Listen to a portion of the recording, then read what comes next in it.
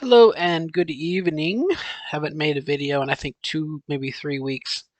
Thought it'd be a good time to just kind of sit down and touch base. So this is going to be 713. It's kind of a touch base video, but also an interesting question. Interesting to me at least. Um, Real quick on an update. I went and saw my endocrinologist, who's kind of really become my primary care physician.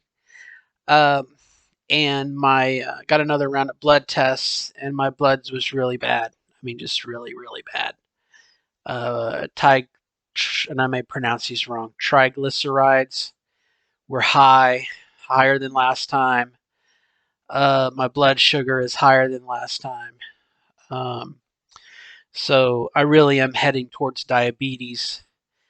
If I'm not, I'm in pre-diabetes. Excuse me. And so that's a concern.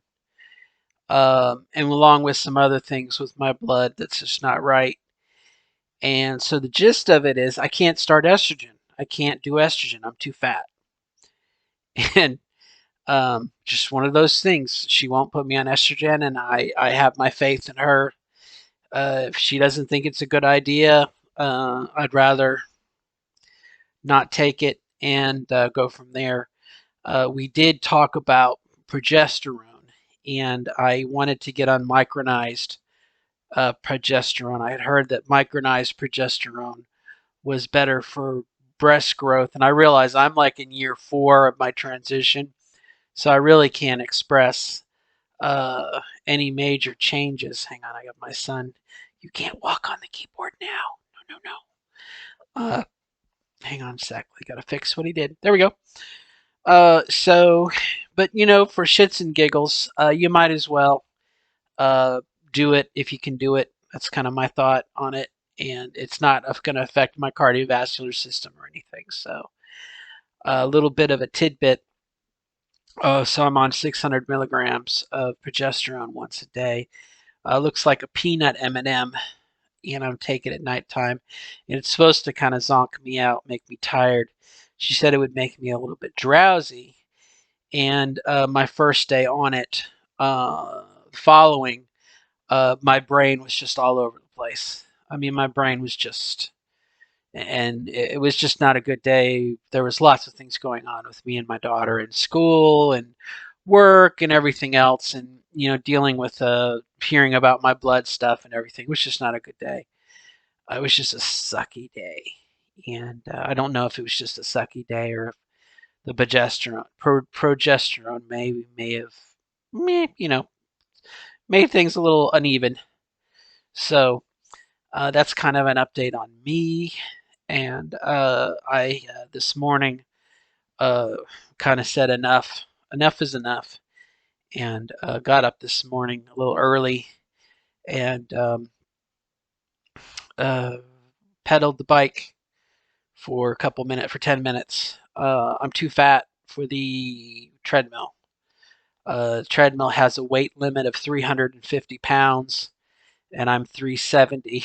So I mean, when I'm on the treadmill, the belt doesn't move. Let me put it that way. You can hear the motor grinding because I'm just too fat. I weigh too much. And I tried to, kind of jetson it, just kind of, put the bulk of my weight on my arms.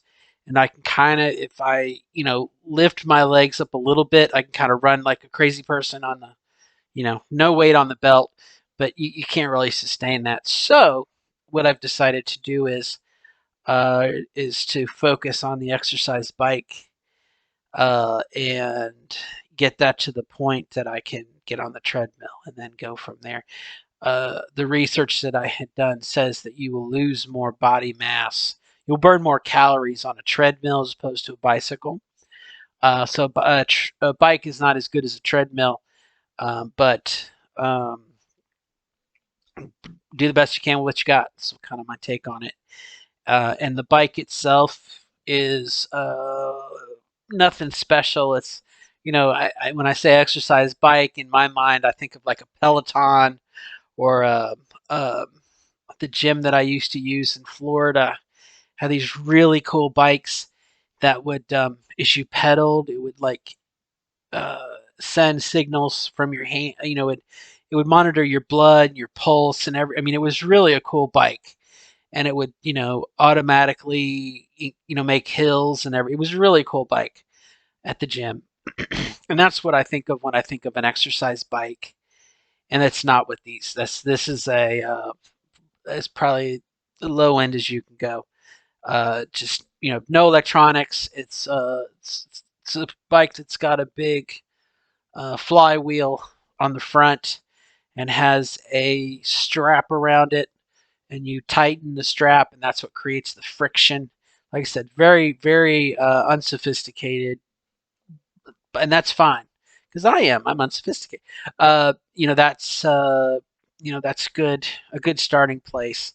Walking is always my preference. However, it's cold outside, and that's why I always like the treadmill. Uh, and obviously, you could walk around here. My friend Dawn walks around her apartment. There's ample room to walk. You don't, you can do laps inside, but my joints are not so good. My knees and whatnot. I'm like I said, I am carrying more body mass than I ever have in my entire life, and so that's kind of the update with me and whatnot. So that's all kind of positive and moving in the right direction. We're going to go from there. My doctor wants to put me on a drug called Sedexa, which is a weight loss drug. It's got something in it that starts with an L, and they have two versions of it. They have a drug that's made for weight loss, and then a drug to treat diabetes. And the only difference between the two is the weight loss drug has a lot more of this L named drug in it, and the diabetes has a little bit of it in it. And so all the reviews say that if you're on the weight loss drug, you're again, it maximizes your ability to lose weight. If you're on the other, it helps deal with diabetes. And so her hope is, and the reason why we've gone to the drug is because we've tried 6 months exercise, 6 months of changing my diet. There's just something my body may just need a little push. um, you know, uh, I'm 50 years old, and things don't work the way they used to. Um, Metabolism and everything else change. Excuse me, I'm going to wet my whistle here. Anyway, so doing all we can, typical shotgun fashion. I give both barrels, do everything I can do. We'll go from there. For my thought that I thought about today, I have another friend, Jamie, who how do I bring this up? How do I bring this up? Um, she was in an interview, and she posted a picture of herself at the interview, and it was just like, oh my gosh. I mean, beautiful, beautiful, beautiful, beautiful, beautiful, beautiful. I can't say beautiful enough. Beautiful to the power of 10. Uh, you know, a mole of beautiful, 6.03 times 10 to the 23rd beautifuls. Maybe two moles. Just she had a blouse on and her body.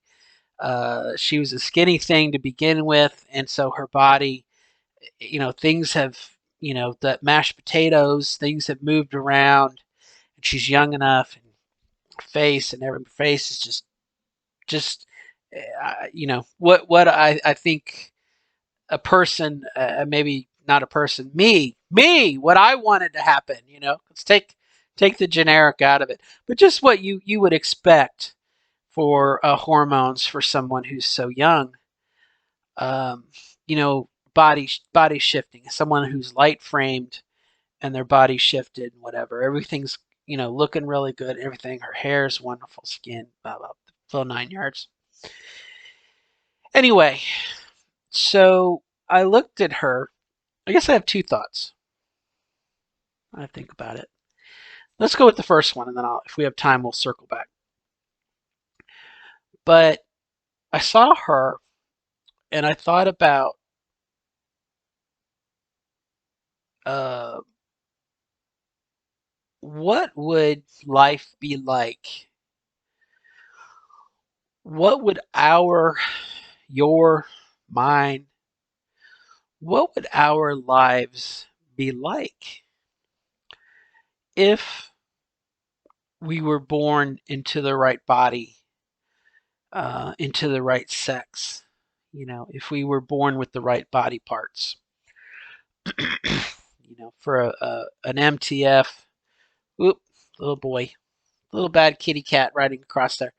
For a trans woman, if you were born, if we were born into a female body, cis girl right from the beginning, trans man, if you were born into a boy's body right from the beginning, from the get go, you had a penis, okay?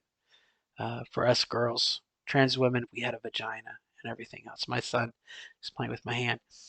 So what I was wondering was, and you could even think of somewhat of an alternate reality, or an alternate dimension. They say there's a lot of dimensions out there. A dimension for every uh, possible variable, supposedly. So my question or my reflection that took me back today was I was thinking about what um, what would my life have been like if I was born a female from the get go? And I thought about how my sister was treated. You know, the difference between my sister and I was because she was a girl and I was a boy. Okay. Give you an example. Um, I did the vacuuming because I was pushing the vacuum cleaner. My sister got to dust because she couldn't push the vacuum cleaner. Okay. When in the pool, I grew up in Florida, so we always had a pool. My job was always to vacuum the pool, you know, which was a long pole, an attachment with hose on it. It was a big weighted thing. And I had to, go up and down every side and push it out into the middle. It was a lot of arm work. Okay. I had that job because I was a boy. My sister, she brushed the pool. She put a little brush on a stick. Woo! Little, not much weight to it. The pole was heavier than the plastic attachment. Because again, she was a girl. There were things growing up. My sister had a sweet 16 party, which was out of this world. I mean, balloons, decorations, music. Uh, my dad spared no expense. Ice cream, spared no expense. Jurassic Park. This huge blowout for her sweet 16 because she was a girl. As a boy, nothing. I mean, we don't celebrate it. There's no, as far as I know, maybe in other cultures, although I think Hispanic, Latina, you have a quinceañera, um, but again, nothing for the boy. And so many things were built around my sister, and I made mention of this before. When my sister was growing up, they would take her to um, I'm trying to think what it was called. It was like called Pier 9 or Pier 21 or something, but basically like a knick-knack furniture store. End tables, uh, art, sculpture, things, decorations for your room. And they allowed her to pick out, things for her room, lamps and chairs and, this decor. And they didn't do that for me, you know. My room was a bed and a desk. So again, just those things that, and probably other stereotypical binary things. I just wondered today as I was, kind of in my mind, I was wondering what would I have liked if I had those opportunities, you know, based on my own personality. Now I've been off estrogen for over a year, so I mean my brain has kind of gone back to neutral. Where I think if you're on estrogen, you that feminine side of the synapses and everything that forms, that network has kind of been turned off again. So I'm kind of back what I call my two-dimensional cardboard self. I don't really have emotions. Well, with the progesterone I did, but anyway. But I was kind of curious what career, what if I could close, you could do it too. Close your eyes, take a deep breath, and think about if you were born into the body that matches your gender, you know, what would you have been like in elementary school?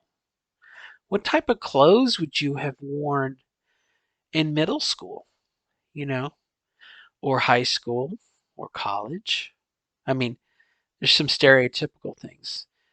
Uh, but what activities would you have done? Uh, would you have, I mean, marching band is, you can do that boy or girl, but, would you have joined the flag and rifle corps, the girls that flip the flags and the rifle tricks? My sister was on, it wasn't a drill team. She was on drill team, and it was like cheerleading with dancing and line stuff and would I have done that? Would I, have worn the skirt and the little dress and the pompons and the cowboy hat?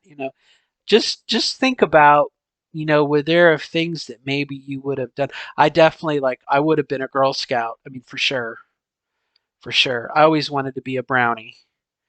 Um, I can remember going to J.C. Penney, and in this they had a little section. They had all the Cub Scout stuff, but then they also had Girl Scout stuff.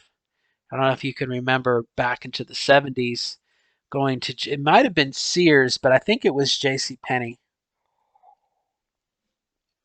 Yeah, you could go to J.C. Penney and buy a Girl Scout, uniform and a book and everything.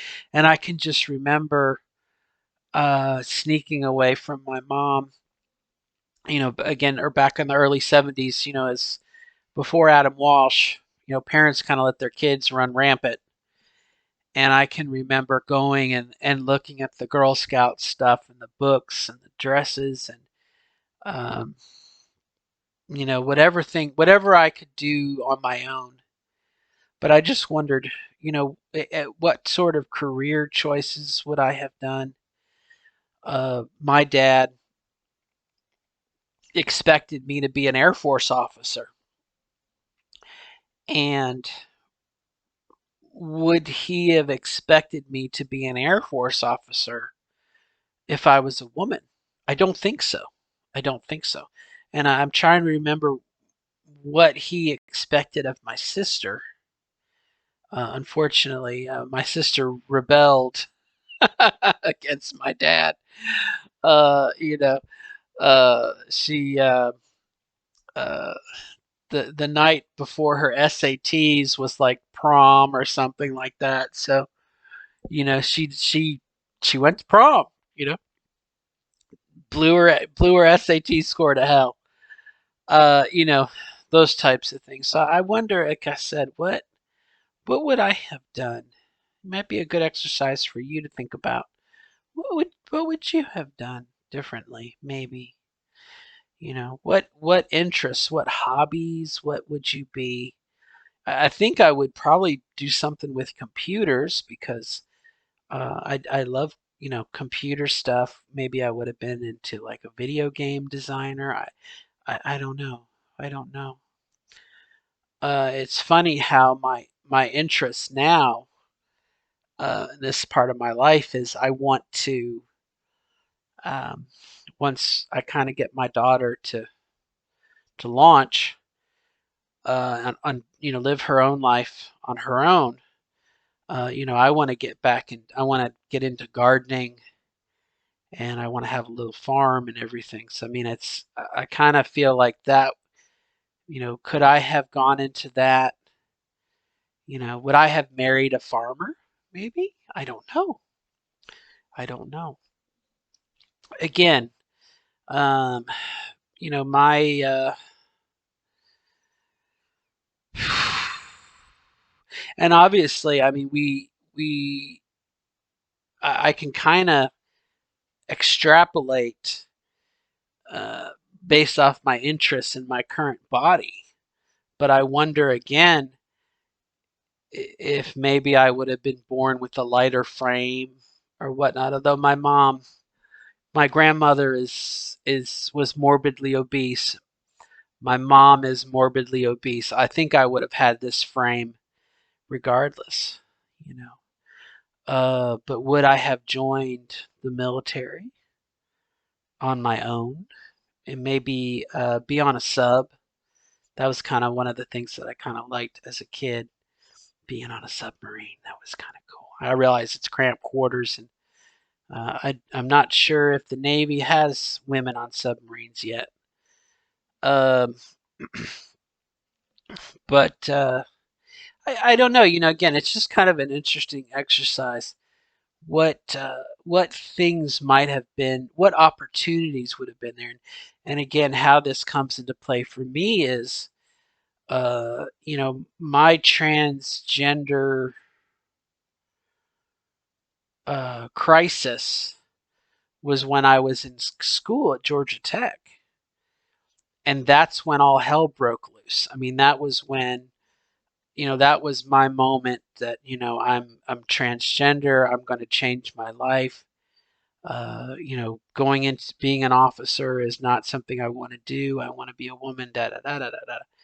You know, in some ways, I feel like that fucked up my life. It fucked up a period of my life that maybe, you know, if that wasn't there, then maybe I would have gone to school and gone and done something else where I kind of had a bit of my life.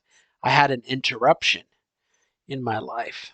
I had two interruptions. I had my school interruption, and then I had kind of my grad school interruption, which was another, you know, phase of denial of being transgender and ignoring it, and then it cropped up again. So I kind of had two big episodes of my life that was, my timeline was severed and delayed. And then, of course, later in my life, you know, getting married, having a child, and a bit of a kerfunkel, you know, okay, coming to terms with it, blah, blah, blah, blah, blah. But what if that timeline didn't have those bumps in it? And instead, we were born into the body that we wanted to be, and we were given that opportunity to try something and be, you know what I mean? You know what I mean? If we didn't have that period of dissension, periods of dissension, here's my son, here's one of my sons, you know, what would we have done? So that's kind of food for thought. You know, maybe think about it, maybe write about it, and think about, you know, it would make a good story. would make a good story.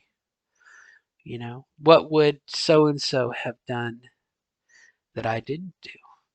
And then maybe, we're not too old to do that. If you wanted to be a pastry chef or a saucier or a baker, I mean, I would love to be a baker if I had the patience and time for it. It's not too late to go to culinary school and be a baker. Live that dream that you had when you were younger. I don't know. Mental exercise. The other thing, this is going to be the last point, is when you look at a trans woman, and I'm sorry, my experience is only trans women. Hang on, my son is eating my sock. What are you chewing? Oh my goodness. A holy sock. I have a blessed sock now. Um, what was this? Oh, trans woman. We see a trans woman, we say, "Oh, you're so beautiful," or your transition's coming along well, or whatever. You look really good. But when you see a a, a woman who like is jaw dropping gorgeous, okay, does it kind of set out a does it kind of set off a bit? And I don't know exactly how to phrase this. Like a little nugget of your inner self, and I'm going to say the inner male self, that fuck it, you know, uh, that impulse of sex. Like you see a hot girl. Again, this is assuming this is from a trans woman point of view, and probably a heterosexual, uh, a male that was heterosexual for a while, and you had an impulse like pornography or something like that. This woman, I can't think, like Kathy Ireland. I mean, I'm too, my brain is too set away from it now. And I never really had that urge of like looking at pornography when I was younger. I didn't look at Playboy or Penthouse or Hustler or any of those things. I was very vanilla. I'm still very vanilla. I'm a very vanilla person. But, I had friends who would, look and drool and masturbate with whatnot. And so, do you think that, again, when you see someone who transitions and they've reached a point where I'm going to say it goes beyond that, and I'm going to say transition as like a spectrum, a band. I'm not really making much sense now. Uh, as part of that spectrum of transitioning, and there's a bit of bandwidth where they're like hot, hot, hot girls, hot, hot, hot women, you know, MILFs, mom I'd like to fuck. I wonder if there's that subset for trans women, and like you can be minding your own business and you see a trans and part of your brain or your libido, I don't know what it is, but there's like this inner core that's like, fuck it. That's a girl I want to fuck. And then you're like, wait a minute. No, no, wait, I'm trans woman. Or, you know what I mean? Or am I a lesbian? I don't know. I don't know. It's a half baked idea, maybe a quarter baked idea. But I was just like I said, I have a friend who's really come a long way, and I was just looking at them, and I was like, I wonder if